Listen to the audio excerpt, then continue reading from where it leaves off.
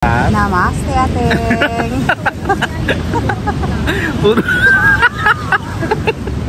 Puro kabaliw.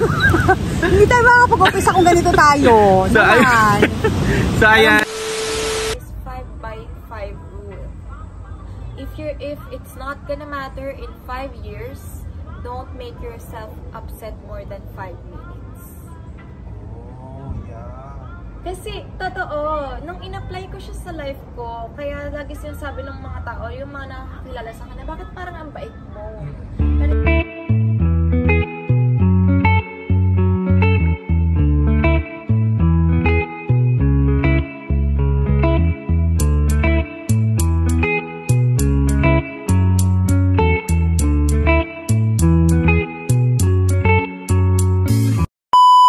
What's up mga Leon? What's up mga Leon? It's me again, Awi, and welcome back to our channel for today's video.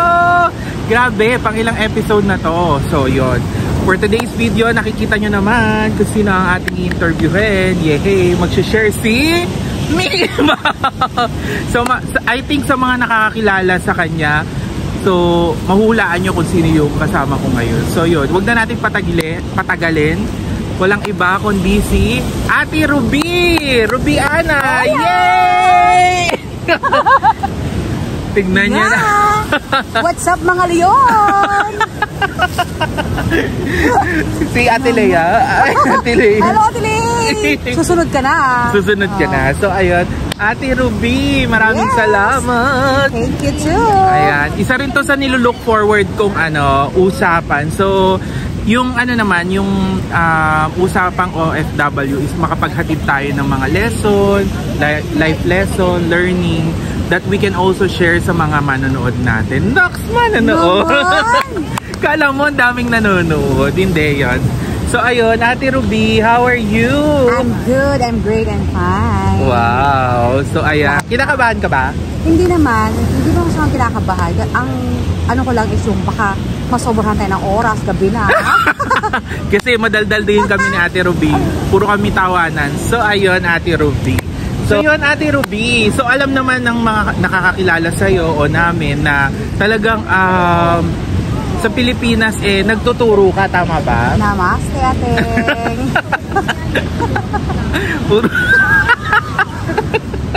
Puro kabaliw. Hindi tayo makakapag-umpisa kung ganito tayo. So, ayan. So, ayan, Ate Ruby. So, alam naman natin na nagturo ka sa, Yes, of course. Sa Philippines nagturo ka, nag-teach ka, di ba, ng high school ba? Or college? I have elementary and high school. So, almost every year, meron akong, it depends kung full ages or full level, I hawak ko. So, if I handled from grade 1 to grade 4 or grade 6 or until grade 5, and then I have also grade 7, 8, 9, and AP, social science, ng grade 9. Grabe, ang dami naman nun. So, Ate Ruby, meron ka bang specialization? Like, ano ba yung mga, meron bang ganon na parang kungari yung subject na itinuturo mo? Ganon? So, first na nagturo ako kasi, hindi pa ako gumagraduate 2019 kasi Octoberian nga ako. Yung professor ko kasi, kinuha niya ako bilang mag-instructress. It like means a instructor for computer subject only. Okay. Because he is my critic and my, you call this one, mentor? No, it's not mentor. Critic, advisor sa aking libro. Oh, okay. I forgot the... Oo, like, yung defense? Defense, yeah. Okay. So, ayun. So, tinanong niya ako kasi kung gusto ko magturo. So, for me, that time is, a student, self-supporting student. Oh, okay. So, pumasok ako ng bilang varsity. And then, para hindi ganun kalaki yung binabayarang tuition fee. So, kinuha din ako na maging student assistant sa school para may sahod din ako.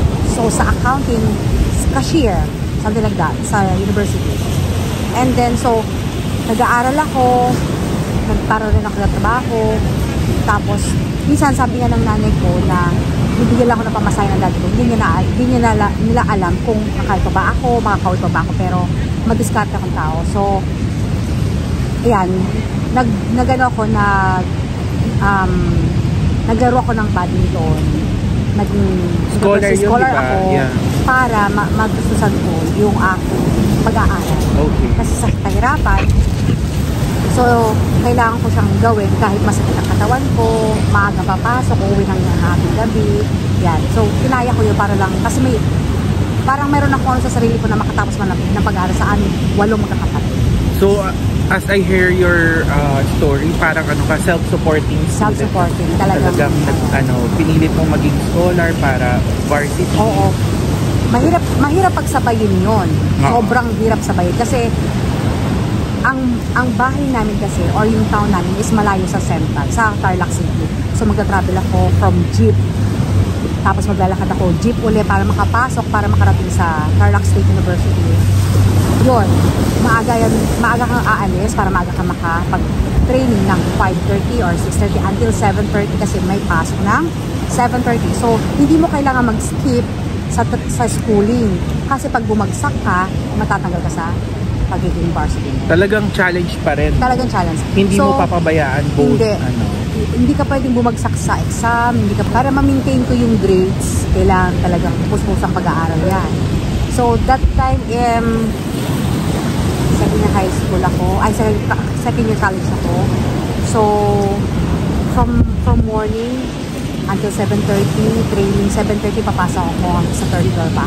So, kailangan ko siyang, alam mo yung hakbang mo, napakasakit na, nahirapan ka ng upo. Pero kinaya ko yung gusto ko makataas pag-aaral. Na hindi ako masyadong pabigat sa mga magulang ko. Kasi, ang level of, alam mo yung buhay namin, hindi naman ganun kayaman at hindi naman ganun kahirap, basta nakakakain, nakakakawan. So ako lang nag-isa sa aming magkakapatid na nakatapos ng pag-aaral ng may degree, na may mataas sa university. So, pag sa gabi naman, uwian na, hating gabi na, alas na bilis mag-end. 5:30 end ng school, ng klase, training uli hanggang alas 9, alas 10 na. So, uwi na. Everyday yun ang routine ko kapag meron kami training. So, kinaya ko yung, kasi meron akong aim sa sarili ko at meron akong, alam mo yung goal ako na makatapos pag-aaral. Kasi 8 kami magkakapatid. So, privilege mo na yung makatapos. Alam mo yung mayroon kang masasabi na nakapagtapos ako. Yes. So, kinaya ko talaga yon sa tibay at tiyaga. So, ayun, full of determination si Ate Ruby. Saka napapansin din naman namin mga ka-workmen. So, ayun, Ate Ruby. So, sinabi mo nga naging instructors ka or nagturo ka, di ba? For how long? 19 years in service. My God. Parang kalahati na ng buhay ko yung 19 years of service. Grabe yun. And then, after nun, nag-start ako as nagturo. Hindi pa ako graduate. So, sinabi ko as I said, kinuha niya ako para magturo ng computer kasi meron siyang business, computer shop. So, yung computer subject nila, parang connect, lang siya, parang kumbaga sa business, hinired lang para mabigyan ng computer lessons sa mga bata sa private na yun. Private school. So yun. So kinuha niya kami because pareho kami ng bayan, pareho kami ng area na inuwian at kilala naman niya ako. So I said, I will try. So first year ko doon, hindi kasi pa ako ganun kakustusan na ihantay sarili ko sa ganun sitwasyon ng trabaho. So, lahat kasi, ako na din na nag-provide. Sa lessons, sa module, sa activity, sa libro, sa lahat. Nag-line up lang ako from Microsoft, Word, Excel, PowerPoint, hanggang sa lahat, from elementary to high school. So, pero every year naman, nagpo-progress. So, ang school naman ay nabibigyan kami ng pagkakataon din na i-lift ang sarili namin. So, every year may meron siyang seminars. So, dinadala kami doon sa position namin o sa area namin ng computer subject na seminar. So, nabibigyan kami ng additional and books, learning books or everything. So every year yon, yung cycle ng pagtuturo sa mga bata, hindi na ako parang nangangapa kasi dati talagang pupunta pa ako ng Manila para humanap ng ganito. Search ko yung maganda at saka parang kayang intindihin ng bata. Yes. Punta ako ng Murayta. Oh, okay. Mag-isa ko pupunta doon pag Sabado, Linggo, gano'n. Kasi yung papa ko dati, buhay pa siya, so doon nakatira sa West Avenue. So, madali lang ako makahanap. So, kailangan ko papunta ng West Avenue, papunta ng Murayta. Baba ako doon, search ako sa mga sa recto, sa bilihan ng mga libro, tingin ako ng yung kayang intindihin at kayang sundan ng mga bata. So, ayun, para palang ikaw na rin nag-provide ng magiging lesson nila. So, parang ikaw na rin yung nag-provide ng plan nila, lesson plan nila. So, noong una, iyak ako na iyak, sabi ko nga na, sinabi ko dun sa boss ko dati, sa may-ari ng sabi ko sa kanya, ayoko na kasi nahirapan ako kasi hindi ko naman siya kasi dapat na linya.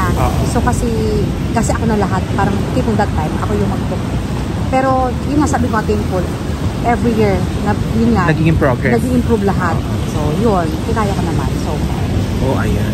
Grabe naman yung 9 years, mga guys. 19 years? Ay, 19 years. I mean, 19 years. Half talaga ng life ko yun. So, ayun. So, after nun, ate, tanong ko naman, paano naman napunta ka naman dito sa O may pinanggalingan ka bang ibang bansa? Or from Philippines ka? This is my first time. But, before I try naman na mag-apply sa Hong Kong, sa China, sa Dubai, kasi ang in-apply ko din is tutor. Okay. So, every time nagpapasa ako, tinatawagan, sabi nga nung nag-interview sa akin sa agency is overqualified. Bakit ko daw pag gusto bumalik? Sabi ko kasi, parang hindi kaya, alam mo yung rate kasi honestly, hindi kaya ng rate ng, alam mo sa Pilipinas. Kailangan kong humanap pa ng paraan o humanap pa ng level pa yun. Sarili ko, ano ko naman yung sarili ko na kaya ko pala, or yung kakayanin kong mag-earn pa ng money, hindi lang sa Pilipinas. Pero kasi, honestly kasi talaga, hindi kaya. Support, yung tapos talaga. Parang, okay lang na lumayo ako para sa mga anak ko, pamilya, pero hindi ako pinagpalad noon. Kasi siguro, hindi talaga pinagkaloob ng Panginoon Diyos na hindi ako makaalis noon. Yung mga ganun tigil. So, hihintay mo talaga ang panahon mo. Saga din talaga sa buhay, tsaka tiis talaga kung iuukol, bubukol. So, 3 times ako nag-attempt na, hindi naman nag-attempt, talaga nag-apply. Pero, nandyan na, hindi ako natutuloy. So, it means to say, merong purpose talaga, na mas malaki. Sabi nga, di ba, kapag yung mga dinadalangin natin is hindi siya ginagratify ka agad, ibig sabihin, mag-wait ka. Yes. Kasi darating yung talaga kasi, hindi naman lahat ng bagay ay minamadali. Yes. Lagi niya may paghihintay, pagtitiis, pagtitiis. Kasi sabi nga, huwag kang pipitas ng bunga ng mangga na hindi pa hinog. Kasi maasim. Pag hinog na, matamis. So, ibig sabihin, yung kalalabasan na paghihintay mo, mabunga, matamis, maayos, hindi bulok. Okay. So, ayun. So, pagkatapos ng Pilipinas, 19 years na pagtuturo at hardship doon, punta naman tayo dito sa Cayman Island. So, ngayon, nandito tayo sa Cayman Island. So, ayan, nandito kami sa beach front. So, ayun. So, Ate Ruby, paano naman napunta ka dito sa isla? Okay. First, napunta ko dito. Nung una, inis pa ko kung pupunta pa o hindi. Maghahanap pa o hindi. Pero, buo sa loob ko kasi na gusto ko umalis ng Pilipinas. Na parang, hindi na ako okay. Alam mo yung parang hindi ako, basta gusto ko mapalitan, alam mo yun, magkaroon naman ng ibang direksyon ng buhay ko, magkaroon naman ng maayos na buhay, na sa tulong ng ibang tao, sa tulong ng tao, talaga ng sumulasano ko talaga. So yung dati kong principal ng dito sa elementary department sa school,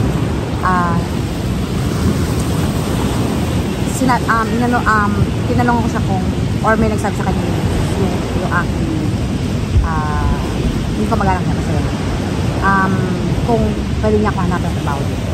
Sabi ko, kahit anong trabaho, Game. okay lang, game ako. Oo. Kasi hindi ako kahit anong trabaho yan, basta may kita, tsaka maayos at tsaka Ma-happy pa yung decenteng life trabaho. mo. So, siyang kumuha ng employer ko dito. Parang nirecommend ka. Oo, nirecommend ako. Okay. Nung nirecommend ako, ilang buwan lang yun yung sinabi ko sa kanya. So, nung sinabi ko sa kanya na gusto ko nga na umalis ka ron, para makatulong din sa maiiwanan ko. So, nakakuha siya ng employer ko dito. Tapos, nag-process ako. Para siyang parang kidlat na. Click. Kidlat na nandyan na. Parang aalis na ako na after 1 month, after 2 months. Umalis na ako. Sobrang Pero 1 week akong nag-training muna sa Manila. Kasi domestic helper. So, meron na akong employer. Meron na akong working permit na nakapasok pala dito, na nakuha na. Gumagana na siya. So, kailangan ko nang i-process sa Pilipinas agad-agad yung paper ko. So, yung passport ko, mapapaso na pala. Kailangan ko pa i-renew. So, kailangan ko siya i-hintayin ko. So, nga, nakuha na niya ako ng employer dito. Happy naman ako, tsaka honored. Asing honored kasi yung employer ko ay napaka-down to earth, mabait. Asing wala akong masabi. So, thankful ako sa kanya at sa Panginoon Diyos kasi nakakuha siya ng, alam niya magiging okay ako sa Cayman Island. Pagdating kong first time in my life na makaalis ng Pilipinas. So, ano yun, umaga nag-iis din ako, nagtsaga ako, nag-training. Pwede ng Thailand, Manila, Thailand. Kasi, 1 week training. Okay. So, everyday ka mo mabiyahe? Everyday mo biyahe. Approve na. Tapos, lahat ng papel sa agency, yung dito, talagang mag-isa ko na. Pero smooth naman siya. Smooth naman siya kasi okay ako nakapasok. At saka hindi ako, dumaan talaga ako sa tamang proseso ng pag-ayos ng papel. Okay. Kaya wala akong kabang hindi makukonduct sa immigration, sa mga wala magkakaroon ng problema. Hindi kasi lahat ng paper ko ay dumaan sa tamang proseso. So, ayan. So, yun naman ang importante. Yeah. So, yun. Kung maghahanap ka talaga ng work, dapat talaga planchado lahat. At of course, nasa tamang proseso para hindi ka rin kaba-kaba. Oo. Saka lahat naman tayo dumaan sa tamang proseso. Oo, kasi alam mo naman na pag first timer ka, dapat alam mo okay lahat kasi mahirap na. Lagi isipin na consequences ng gagawin mo. Oo. Dahil and then, how long ka na sa isla?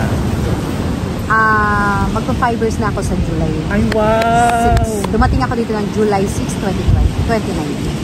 2019. And then, magpa 5 years ka na. Grabe, ang bilis. Grabe.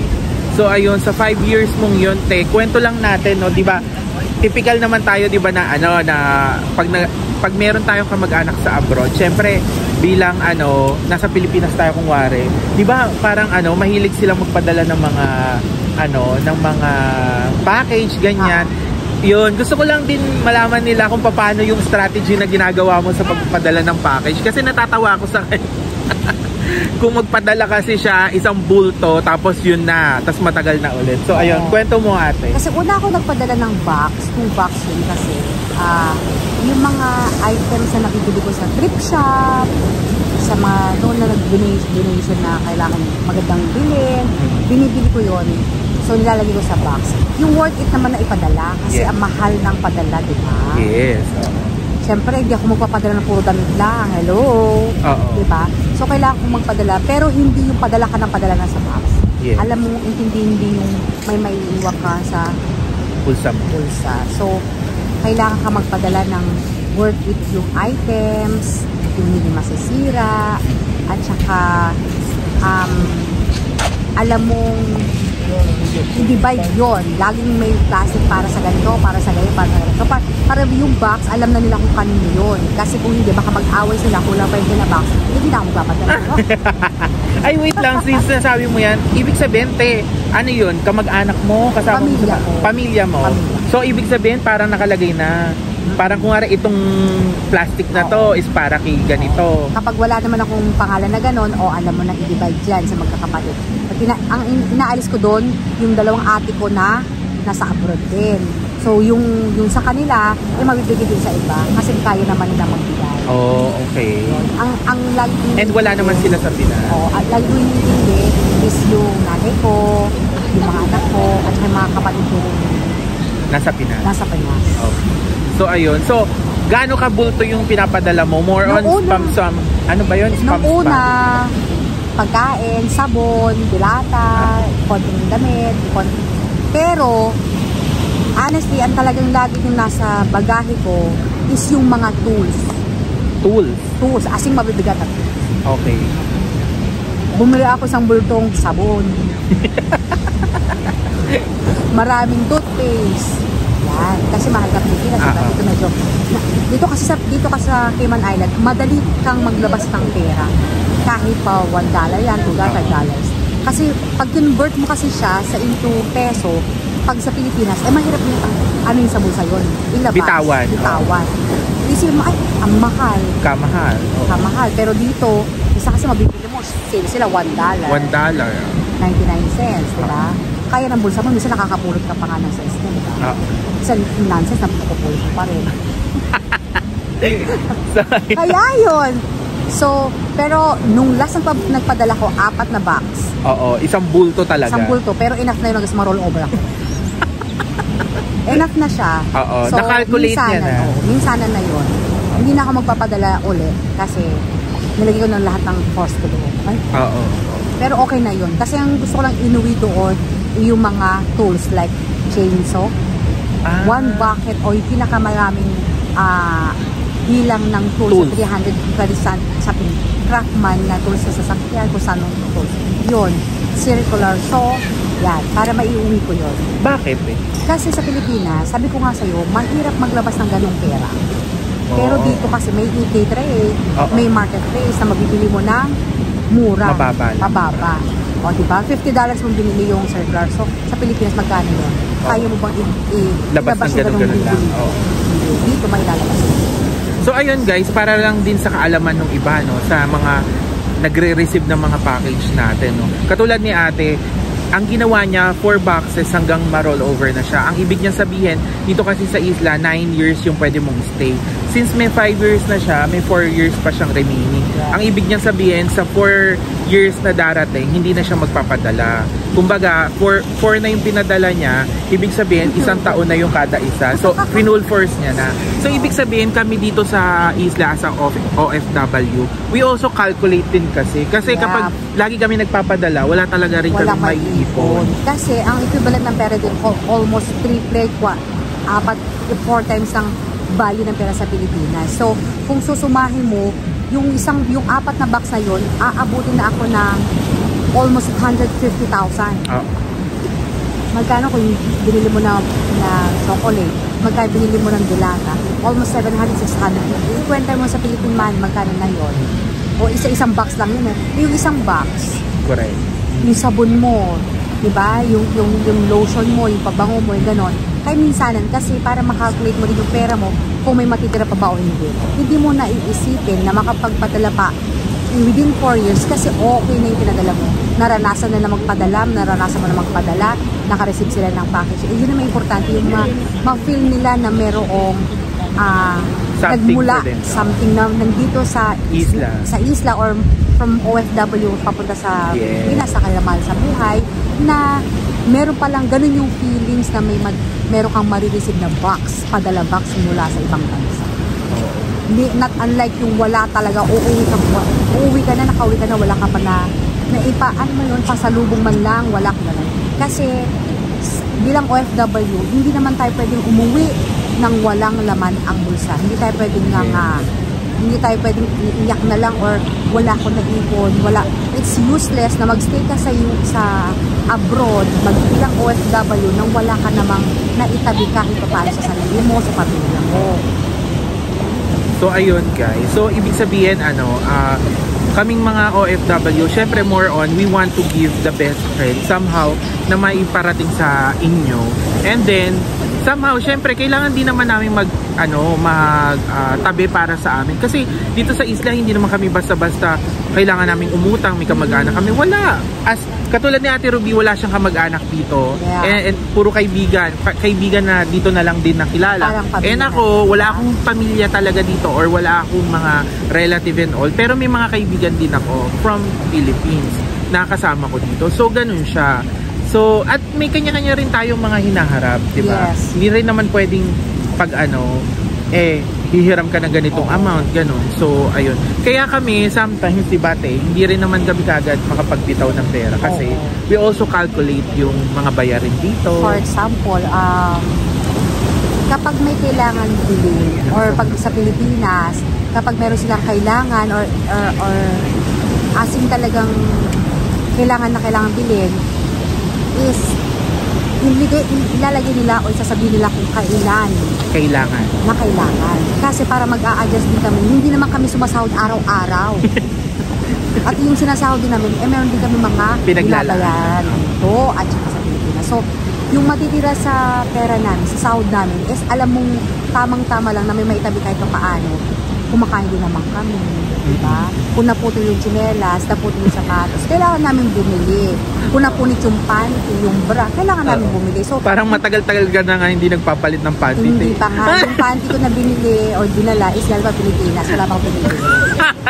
Biruin nyo yun, guys, 5 years hindi pa nagpapalit ng panty. Ano ba yan? At least marami akong binili sa Pilipinas, hindi ko naman sinusuplang. Nakasave pa rin yun. Oo. So, kaya dito, sasabihin natin, hindi naman sasabihin tipirin. Dapat meron kang control sa lahat ng bagay. Hindi ka makakaipon ng pera dito kung maluho ka. Maluho ka sa party, maluho ka sa bar, maluho ka sa ganito. Hindi ka. Uuwi ka talagang nga. Uuwi kang luhaan kasi wala kang dala. Tapos yung uuwian mo, iiyak din kasi wala rin kang dala. It's useless, right? So kailangan mong i-maintain yung sarili mo sa simpleng buhay. Simple ng buhay dito sa isla. Sobrang payap. Mag-fishing ka dyan sa likod, okay ka na. May pagkain na. May pagkain ka na. Pag isang linggo, nag-fishing ka lang, walang bayad yan. Pumunta ka sa grocery, may bayad. Yung gulay. Yung gulay may bayad. Yung gulay, pwede ka magtanim sa paso dito. Yes. Meron kaming tanim na kamatis, meron kaming siling pansigang, meron kaming sibuyas. Chiko. May chiko kami, meron kaming sampalok. May kamyas pa nung meron pa kami. Hindi, nahin ko lang yung kamyas. Okay. Meron kaming malunggay. Malunggay. Bibili lang kami ng asin, toyo, paminta, kasi wala kami tanim na gano'n. Hindi tinatanim yun. So, ayun. So, yun lang sabi ko nga, pag simple ka lang dito sa isla, simpleng buhay, huwag mag-aim ng social, ikaw ay nasa tamang lugar, nasa tamang katatayuan. At may maipon. Ganon ang buhay dito sa isla. Hindi ka pwedeng maging maluko kasi useless. Kawawa ang maiiwan mo. At kawawa din ang sarili mo. Kung di ka nagtatabi ng kahit paano. So ayun, total na pag-usapan na natin ang ipon and all. Again, ulitin ko, this is not a brag, but to inspire more OFW or yung mga aspirant na gusto maging OFW. So Ate Ruby, bilang 5 years ka na dito, can you share something na talagang yung tingin mong naging investment or reward mo na naipon mo, kung meron man? Okay. Gusto ko lang yung pinagdaanan muna. Yung pinagdaanan dito, kapag hindi ka kasi marunong yumakap sa sitwasyon, iiyak ka lang, susuko ka, uuwi ka na, or hindi mo alam ang gagawin mo. Lalo na nag-pandemic. That time is isang year lang, pandemic agad, kasagsagan, pero nung pandemic, thankful ako din sa amin kung hindi naputol yung sahod. So, pero meron pa rin ako trabaho. So, meron kami mga kasama na sa inspiration. Health for Humanity that time na nagbibigay kami ng relief goods sa mga hindi Pilipino, kahit ibang lahi. So, nagpapalista. So, ginano namin, social media namin para sila dito na sa Kaymanan. Kung sino yung nangangailangan ng pagkain kasi malalayo at walang nakakalabas. So, humingi kami ng letter sa government, sa police para makapag-travel kami, makapag-drive from East End to West Bay. Okay. Hahanapin pa namin yung bahay ng tao at ihahatid yung pagkain at ihahatid yung grocery from East End to West Bay. Hindi namin alam po saan lugar yan, pero gagamit ako ng waste para magpuntahan natin. So, parang kami lang yung laman ng kalye po that time. Kasi parang kayo, nagbibigay kayo ng tulong. Yes, tama ba? tulong. Yung gano'n. Kumbaga sa atin, ayuda. Diba? Dito kasi pag may mga organization na ganyan, alam mo yung kaya mong lapitan or sa mga ganung sitwasyon, eh nagbibigay sila ng Tulong. So kahit anong lahi yan. Anong name nung ano? Help for Humanity Foundation. H for Age. H for Age. Help for Humanity. Oh, yun. Yeah. Thank you Tapos, sa inyo, guys. And then, so nung nagkaroon ng kalamit sa Pilipinas, nagbigay din sila din ng, that was December 3, 2 years ago. Oh. Nag-send sila ng tulong din sa Pilipinas, sa Isabela. Oh, wow. H for Age din yan. Wow. Tapos nagbigay din sila ng parang tulong din sa Herona, dun sa school, nagbigay din ng mga bond of cooperation. As in, marami din. Kailangan So, na, any help that they can extend. yung tatrabaho pa ako. Kaya ko, hinyan ng tulong. Basta kakayanin. Parang ano rin siya, no? Parang may purpose yung ano mo. Yes. No? So, yun yung hirap nung lahat tayo dito sa isla, eh, nakatenda sa bahay. Walang makakalabas, walang pag sa grocery, meron pang araw yan, may oras, ganyan. So, kami, at least may ID kami ng H4H, nakakalabas kami. So, isang style. Kasi halos ikaw ay parang tipong madidepress kasi yung iba walang sakit. Diba? Mahirap yung time na yun. Pero thankful ako na direct sa akin that time. And then, nung time na mas maano ko lang na experience ko lang na kasi syempre, parang the time na medyo bumababa ng experience yung business na ampon yung tindahan. Kasi non-profit organization. So, syempre, on call ako. Mahirap na syempre sasawin ko per oras lang on call. So, wala ko sa So, talagang lalaban tayo. Lalaban tayo. Kasi, ang layo ng, kumbaga, ang layo na ng ano natin yung sinagahan natin sa buhay. Bakit hindi pa natin ganito?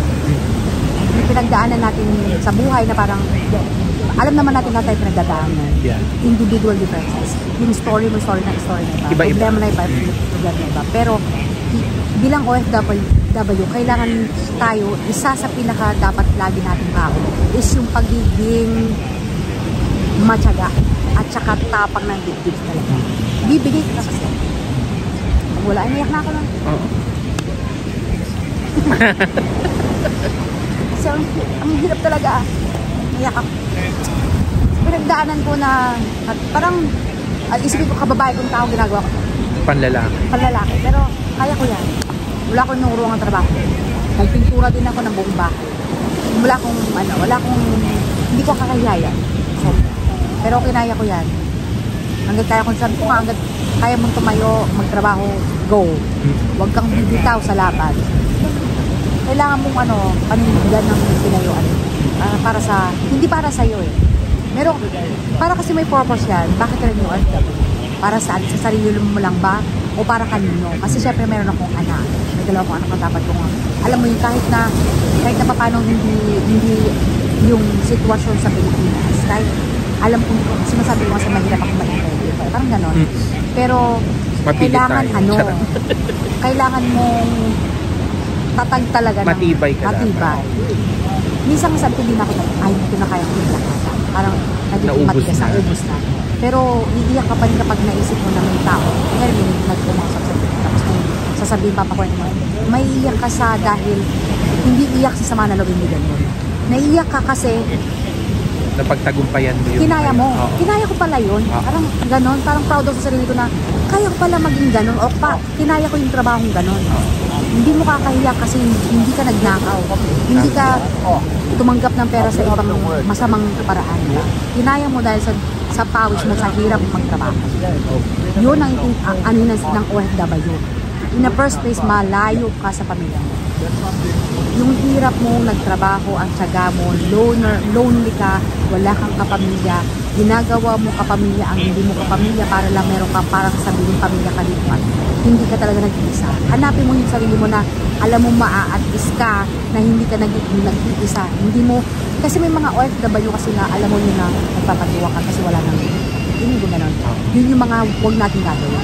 So, iisipin mo, kaya ko yung trabaho na dahil sa pamilya. Determination, kahit ano pa yan, kaya ko mag-drilling. Pang lalaking trabaho, kaya ko yan. Kasi, binigyan tayo ng Panginoon Diyos ng lakas, ng kamay, ng paa, ng utak, para gawin mo. Huwag kang magmaarte. Ang OFW, lahat yan, kaya mo dapat gawin na trabaho. Yeah. Kakayanin natin. Kakayanin yan. Diyos ko naman. Diba? Nandiyan lang lagi si Lord sa atin. Yes. Basta samahan natin siya ng dasal lang. Laging malakas tayo. Yes. So, ayun. Diba? Ganun ang OF. Kumbaga, lagi tayo nakakarinig ng OFW na parang laging sawit sa pagiging OFW. Kasi para sa atin o sa dapat natin is huwag natin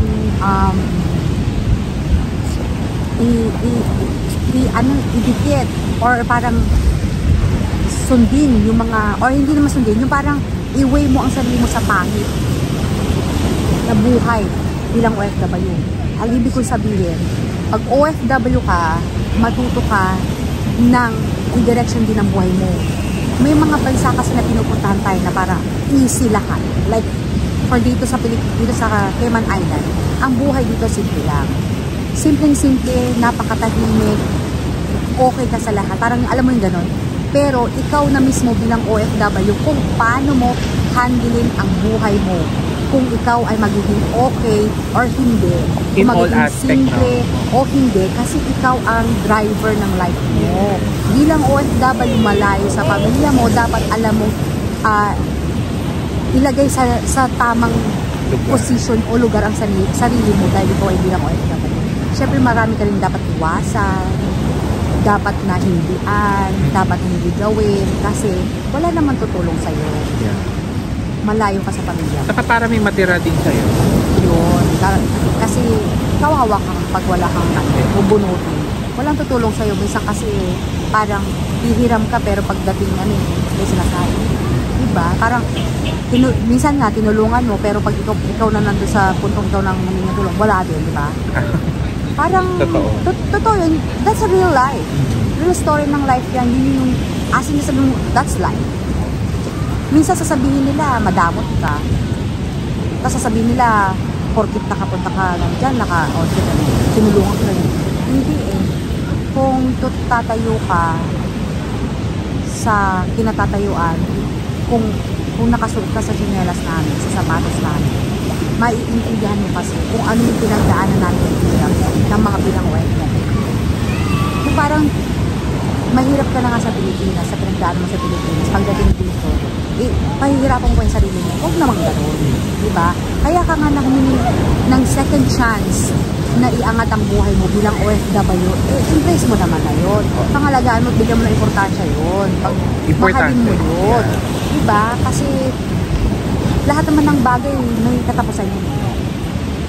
Saka kaya tayo nandito is to amplify our life. Maging maayos. Maging maayos. Ang maayos ang pamilya natin, maayos tayo. So, yun. Nasa kamay lang din natin kung paano natin i-handle ng maayos yung pag-steward dun sa binigay na blessing. So, ayun. Kung alam mo naman na hindi maayos sa iniwanan mo, is unti-unti mong ayusin. Hindi naman hindi naman dapat na mabilis na maayos. Hindi naman overnight okay na naman. So, ayun. So, ayun, going back doon sa mga kung meron kang mga tingin mong mga accomplishment na masasabi mo or may mga goal kang na-check sa buhay mo. So, meron ba? Kung okay lang na i-share? Meron naman. So, sa bilang tulong ng aking mahal sa buhay, kahit na mga bagay na nangyari hindi maganda, alam ko meron pa rin akong naipundar man na kahit paano yung bayad ko pala. Basta itinalik sa mundo ko. Na alam kong pinaghirapan ko yun. From 2 years nung 2 years ko na nag-start dito from 2019 to 2002 or 1. Okay. Yun yung halos natapos kong project. Wow. So, kahit mawala man ako, meron pa rin akong matirang property sa anak. Property pa rin. Kahit paano, yun na yung kapalit. Masalimut man yun naging buhay ko, gusto ko siyang itama at ituloy at ilagay sa tamang kalalagay ng anak ko sa akin. Kasi, sabi ko nga sa kanila na hindi habang buhay malakas ako. Hindi habang buhay magaling ako. Meron din hangganan ako. Lang lagi pinaano sa kanya kung ano yung pinili mong buhay, tayuan mo, gampanan mo. Huwag kang aangal sa buhay mo kasi ikaw ang pumili. Kaya kung naipon ko or yung pinaghirapan ko, proud ako kasi meron ako naiwan. Tama. Sa pamilya ko naman, at least kahit papaano, lahat sila, nakakatulong din naman ako. In case of emergency, nandiyan din naman ako. Hindi ako marami. Kaya nga sabi, ang taong maramot, hindi yan nawawala ng bulsa. Pamaya-maya na din na yan. Kahit alam kong wala na ang laman ng bulsa ko. Kahit ginawa sabi mo, na mag-ipon, minsan mawawala yung kahit 5 dolin, itutulong ko yan. Kasi alam ko sa Panginoon, alam ko ang Panginoon Diyos, nandiyan lang siya. Mamaya-maya may blessing, kapalit na. Kaya hindi ka mahihirapan pag alam mo hindi ka maramo. Wala kang hihingin kapalit. Pero sobra-sobra. Sobra-sobra yun. Amen. Totoo yan. Kasi in the first place, malayo ka. Ibinigay sa yung mga kaibigan mo na sa paligid sa'yo. Blessing na yun na hindi yan makikita sa ibang tao. Yeah. Alam mo yung may friend ka nga pero hindi mo lang friend ka. Pero sabi ko nga, hindi mo pipiliin yan. Makisalamuha ka, makisama ka. Kung ayaw nila sa'yo, okay. Kung gusto na sa'yo, okay. Cool. Diba? Ganun lang yun. Hindi mo mapipili ang friend eh. Diba? Saka mararamdaman mo naman kung magstay o hindi. People come and go. So mag-focus lang tayo sa people na who stay with us. Diba? And then yung natutulungan ko na sa yung pamilya ko kahit pa paano. At tulad as of now, sabi ko nga sa iyo, mother ko kailangan kuspusan talaga yung ano mo, gamutan. Hindi na kasi siya kayang parang tinanggan na siya tinanggan siya ng doktor kasi stage na cancer na. So kami nandun siya sa ate ko, so ate ko nagpapantay kami naman ng ate ko nasa lugar nakamonitor. Lagi kami tumatawag, every time may time, tatawag para i-check siya kung okay siya, kung anong nararamdaman niya o ganito. So, sinasabi diba sa kanya na ignore mo lang yung kung ano na mag-enjoy ko, kung ano gusto mo sa kanya para kapalit. Yeah. Kasi bilang anak, kami yung medyo parang alam mo yung kaya mag-provide, yun na lang yung ginagawa namin. Yung mga kapatid namin, yung mga ate ko sa Pinas, kung ano gano'n yung gawin sa nanay ko, yun na yung pinili ng part, bilang mga anak. Siyempre, magulang namin yan, please na lang. So, mahirap kasi bilang OFW, napakalayo ng kay Manay na sa Pilipinas. 2 days ang flight mo. Yeah. Ang gagastos mo napakalaki. Sabi, hinahanda na kami ng magulang, hinahanda na kami ng nanay. Kasi dati tira lang ako, pangarap ko ilang taon na ako. Sa hospital siya. Kung ilang taon na ako. Tapos sinabi edad ko, sabi niya, ready naman na daw, mas matanda na. Bilang OFW, ang hirap mo i-jump yung sarili mo sa gano'n na gusto mo muna kayo makauwi. Kasi marami kang kinukonsider. Sabi ng nanay ko, kung na daw ako uwi. Kasi alam niya yung hirap ko na pag umuwi ako, pagdadaan ko, tapos problema ko zero. Alam niya, sinabi niya ako na hindi. Second time, kasi yung kuya ko na nawala, yung nakaraang 2 years ago, sabi niya sa akin, yung nakakapagsalita ko na, kung daw ako, dito na lang daw. Hindi ako umuwi, pero binas yung tulong ko buo. So it means to say, yun yung part ko bilang kapatid na masakit isipin or bilang kapatid na ganon is hindi ka makauwi, diba? Pero yun yung consequences sa bilang OFW ka. Kasi tanggapin mo yun. Masakit man, nandyan naman ang video call, nakikita mo naman ang sitwasyon, nakikita mo, okay na yun. Kaysa sa asing walang-wala talagang wala kang choice. Yun, at least yun, nakikita mo pa. Iyak mo, bukas siya, okay ka na. Kasi kailangan mo yung tanggapin. Kailangan mo yakapin talaga yung sitwasyon na mahirap talaga. Parang tutusok sa dibdib mo bilang OFW or anak or kapatid na malayo pa. Ang hirap mo. Mahirap sa pakiramdam. Talaga. Kasi lalo pa ngayon, isa nila yung magulang na yun, namin na lang. Tapos ganun pa. So, lahat ng na dati, dahil nandun siya sa bahay niya na walang internet, hindi na talaga namin natatawagan. Within 10 years, tiniis na yun, hindi na sila nasabi na napakita ko na sa sitwasyon.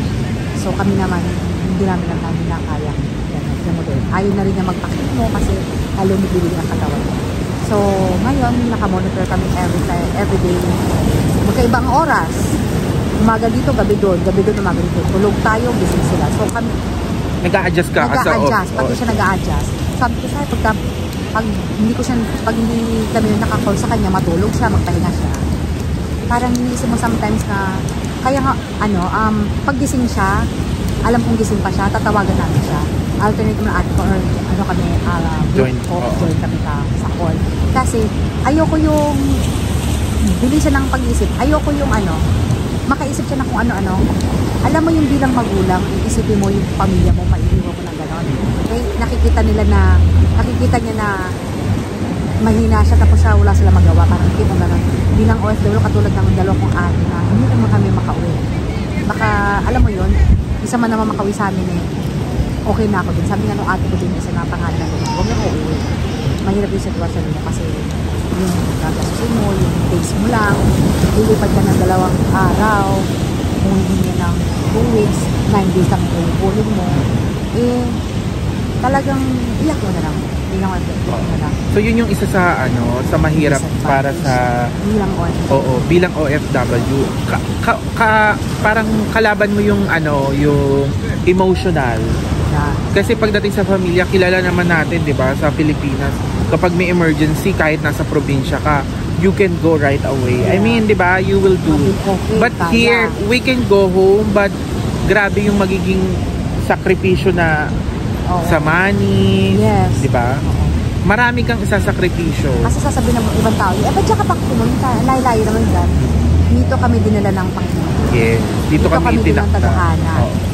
Kasi tinan mo, Hong Kong malapit, diba? Okay, ilang beses ka nang 3 beses ako nag-attend. Dubai, Hong Kong, China. Wala. Ang lapit siya, pero hindi pa rin ako pinalad. Doon pala ako pinalad sa Malaysia. Yes. So ito yung naitakda. So ayun, Ate Ruby, grabe yung mga pinagdaanan sa buhay. Grabe. Talagang grabe. And masasabi ko, napakatatag mo. Sobra. So, from ulo hanggang paa hanggang ulo. Parang masasabi mo talagang ganon. Yung para kang ano yun? Pinasa. Oo. Pinanday ka ng panahon. Parang ganon. Dahil sabi ko nga kanina, na magkakaiba tayo ng buhay. Magkakaiba tayo ng pinagdadaanan. Lahat tayo nagiging matatag. Lahat tayo hinahasa tayo ng tadhana. Lalo na yung mga OFW na katulad natin, napakalayo.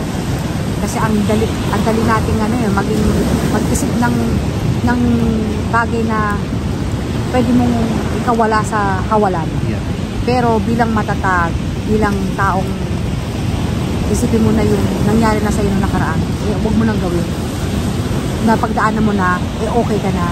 Hindi kong ganun. Dito kasi sa Islam, magkaano dito free ka dito Gawin mo lahat ng gusto gawin, okay lang. Pero yung outcome nun, yung consequences nun, take responsibility. That's it. Hindi pwede magsisi ka sa bandang huli, huwag mo nang gawin kung magsisisi ka pa. Kasi nangyari na sa'yo, parang tipong, nag-enjoy ka na noon, okay ka na. Naranasan mo na Correct.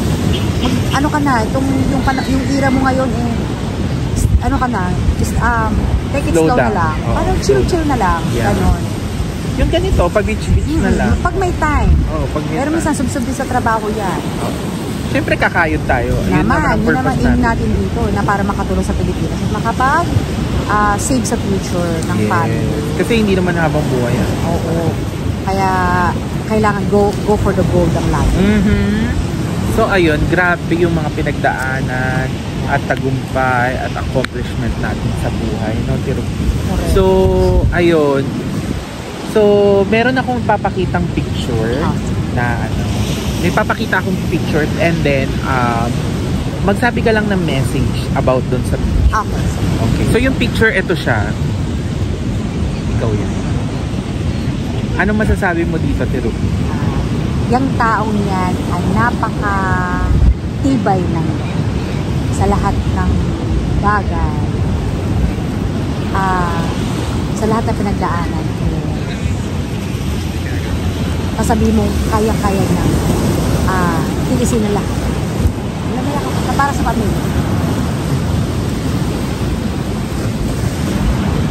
Kasi maraming kwento ang buhay ng taong yan na hindi niya kayang ikwento. Parang nasa kanya lang. Kaya every time magsasalita siya, yung taong yan sa picture is parang alam mong sundin mo kasi napagdaanan mo. Parang sabi nga nila na bakit mo alam? Bakit mo nasabi? Bakit mo nasabi? Sige, sabi ko nga, laging sasabihin ko, sige, tumayo ka dyan. Sasabihin ko sa kanya, mamaya may darating, mamaya. Mangyayari lahat ng, alam mo yung sinabi ko, mangyayari. Kasi yung tipong parang napagdaanan mo na, parang paulit, ang buhay kasi paulit-ulit lang yan. Hindi ka parang natapos na pero maulit ulit. Parang handa ka na, alam mo na yan. Parang gano'n.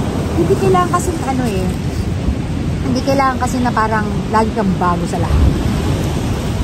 Yung sabi ko nga, yung pinagdaanan niyang taong yan is parang humugot talaga yan ng napakalalim para maging okay siya. Parang matapos, ma-embrace or matagumpayan niya lahat ng bagay. Alam ko hindi pa naman siya tagumpay pero somehow in her little way. Yeah, na parang alam mo may matatapos at matatapos din lahat ng bagay na pinagdaanan. Matatag. At saka hindi siya namimili ng kahit anong bagay. Napakasimpleng tao. Hindi yan maarte. Hindi yan pakimikento. Mag-go. Yes. Totoong tao yan. Go lang tayo. So, ayan. So, ngayon, ito namang susunod na picture. Ano kaya ang masasabi mo dito? Yung nanay ko. Yung nanay ko, ang tibay ng loob niya. Tibay at tigas. Pero, lahat kami, 8 kami magkakapatid. Na lumaki naman kami matigas din. Pinaan niya sa amin na tibay ng loob. Tipong yung disiplina kasi isang pasit lang. Kasi pag hindi pala. Ganon.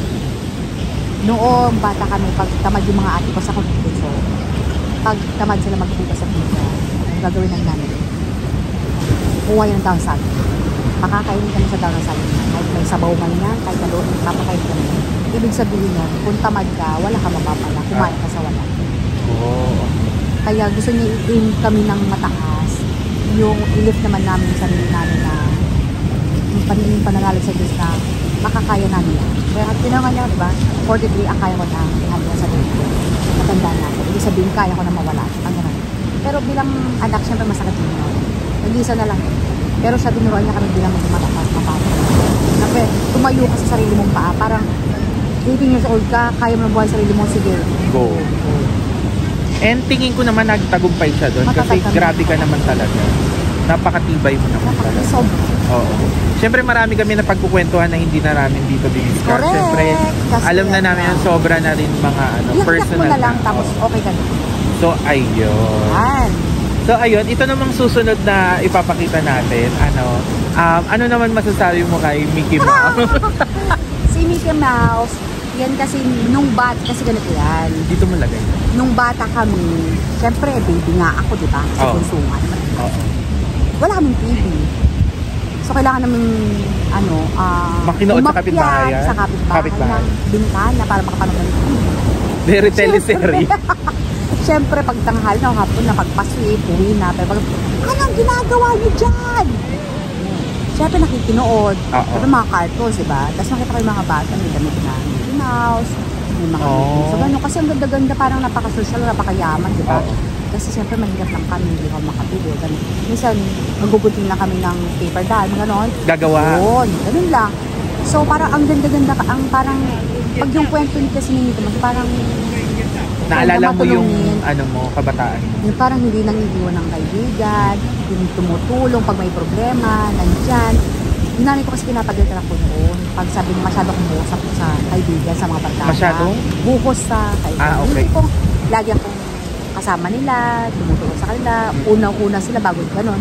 Parang buhos ako, friendly kasi ako. Si Mickey Mouse, friendly kasi yan. Madali siyang i-buhos, parang gano'n. So, si Mickey Mouse kasi, yun na yung parang social, parang ganun bata, ang yaman ng Mickey Mouse. Ang mahal ng Mickey Mouse kasi. Tapos, nung time na nagkaroon ako ng Mickey Mouse is, matanda na. Like, ilang taon? 40. Totoo? Yeah. Totoo? T-shirt lang. Okay. Yun. Tapos yung, syempre tingin-tingin lang, hanggang sa parang 40 or 39 pa lang ata. Ganun ba? 39 or 40. So yun. So sabi ko sa sarili ko, siguro may trabaho naman na ako. Kung nga nagtuturo ako, wala akong Mickey Mouse eh. Oo. Kasi hindi ko maibili dahil Marami kang sahod ko, sinasaalang-alang. diba? So kahit isa man lang, kahit ganun, alam mo yun. Tapos yun, nagkaroon ako ng t-shirt. So tuwang-tuwa ako, syempre yun. Ibig sabihin, dito na ba yun sa isla? 2019 ako nagkaroon ng So, nandito ka na nga? papunta dito. Papunta. Okay. Tapos yun, sabi ko pag may pera, doon lang yung mga isa-isa. Ay, isang t-shirt, yun. Pero nakabigay. Nung dumating ako rito sa Hermanay, alam mo yung drawer, t-shirt ko, puno yan dito, magsakadala ko sa bagay. Ay, talaga? Mickey Mouse lang. Wala ko alam na isuot to di Mickey Mouse, so amo ko alam niya Mickey Mouse. So, nung nagpunta siya ng US, so, may bili sa Mickey Mouse na sapat, socks, may Mickey Mouse sa kita, electric, yan. Tapos pag may nakikita ko Mickey Mouse sa gift shop, binibili ko na siya. Kahit pa paano meron ako na kitang pampahappy lang. So ngayon, meron na akong, kahit basta meron akong papaano na isi-save, nakakabili ng Mickey Mouse sa akin.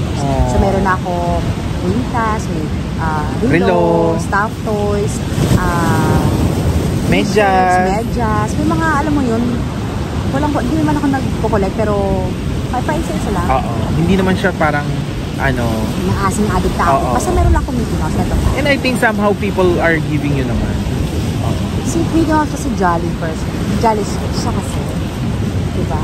Hindi ko nasa right way lagi. Parang tama niya or gano'n. Na pag-advise siya. Pag nakapanood ako na ng Mickey Mouse na sa TV. Yung alam mo yung sa cartoon ka nila.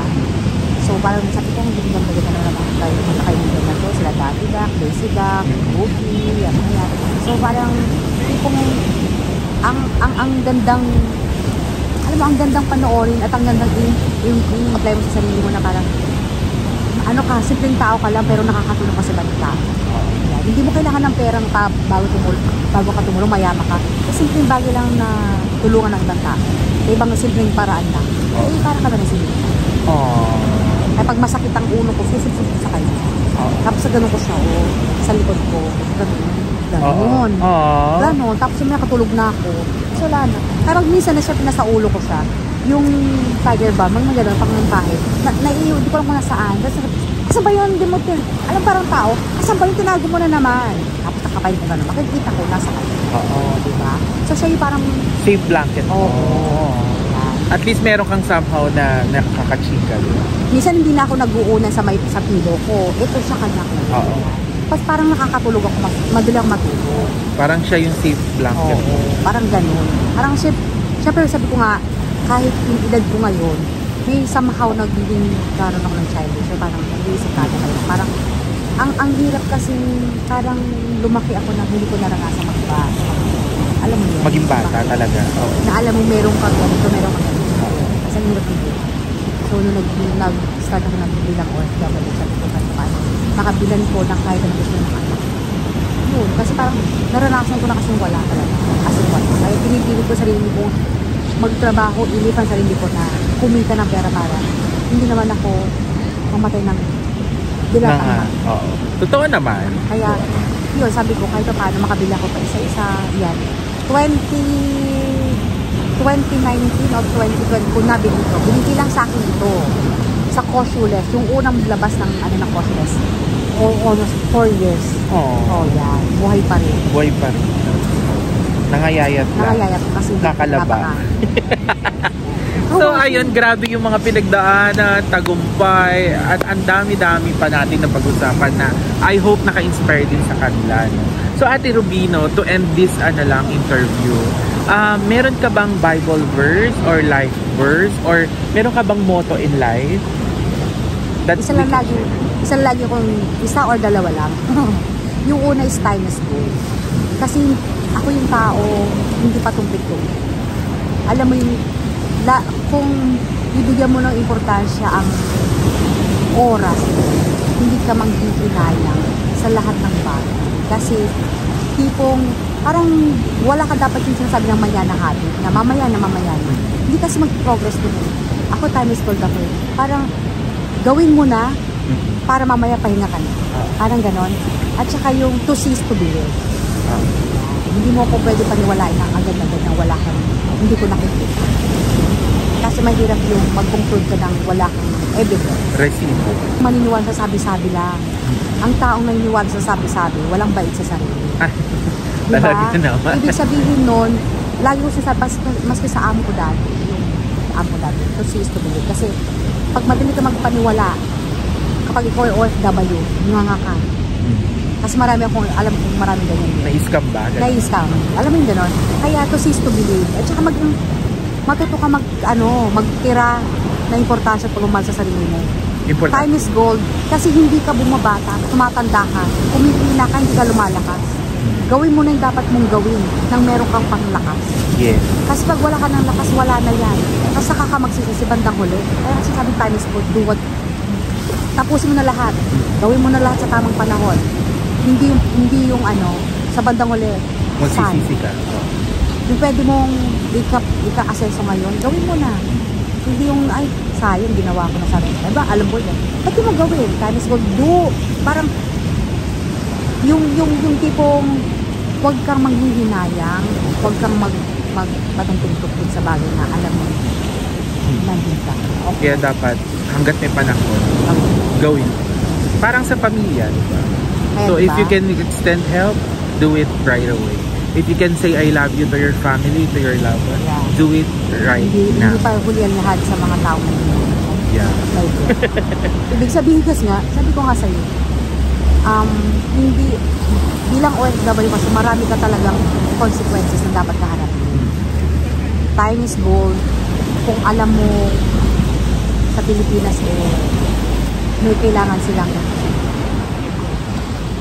tapusin o problem or health or something like that, is actionan mo na kaagad para hindi mahuli ang lahat. At wala kang pagsisipan. Walang pagsisipan dati. Pag alam mong tama yung gagawin mo, to see is to believe, go na. Diba? Pero wag ka lang maniwala sa sabi-sabi lang mo. Tignan mo na kung totoo. Yeah. Kasi mahirap magbitaw ng pera bilang OFW na hindi dito bawal dito yung mag-over na magpadala, yung meron siya kasing dito limit. Limit. Maano kami dito money laundry kami. Hindi kami pwedeng gano'n. Hindi pwede yung pagmulat ng mata mo, padala mo kaagad. No.